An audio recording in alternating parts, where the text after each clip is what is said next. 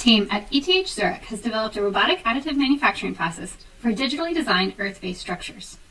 Typical 3D printing is based on extrusion, resulting in poor interlayer bonding and inefficient construction speeds.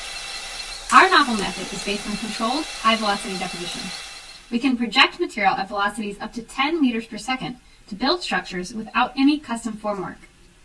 Our tailored earth-based mixture is mostly locally sourced with secondary materials from the construction waste stream.